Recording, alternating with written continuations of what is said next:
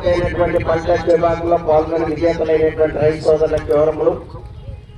మొదటి బహుమతిని కైవసం చేసుకున్న వారు నల్లబోతు గోపీనాథ్ గారు, రామకృష్ణాపురం, సత్యనపల్లి మండలం, పల్నాడు జిల్లా.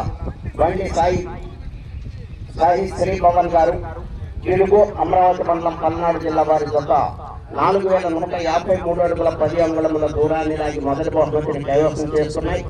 రెండవ బహుమతిని కనకదుర్గమ్మ తల్లి, గంగమ్మ తల్లి ఆశీస్సులతో ARY గోల్డ్స్ ఆళ్ల లక్ష్మీ రాజేష్ యాదవ్ గారు, పెదకాకాని మండలం, గుంటూరు జిల్లా.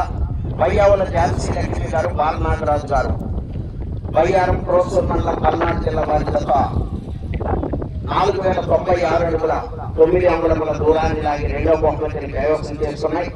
మూడవ బహుమతిని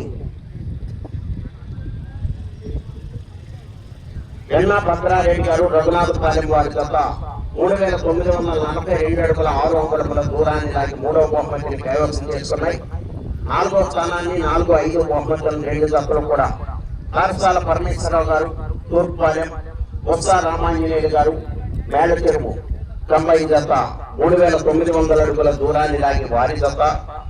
పుస్తకాయల శివపార్వతి కళ్యాణ్ మెమోరియల్, పుస్తకాయల శేషాద్రి చౌదరి గారు, మధ్యరాల ముప్పాళ్ళ, నాగులపులపాడు మండలం, ప్రకాశం జిల్లా. మండవ సూరిబాబు గారు, దినేష్ చౌదరి గారు, కోమటినేని వారిపాలెం, సెలగలూరుపేట మండలం, పల్నాడు జిల్లా వారి జత 3900 అడుగుల దూరాన్ని లాగి నాలుగవ స్థానాన్ని 4, 5 బహుమతులను కైవసం చేస్తున్నాయి. ఐదవ స్థానాన్ని 6వ బహుమతిని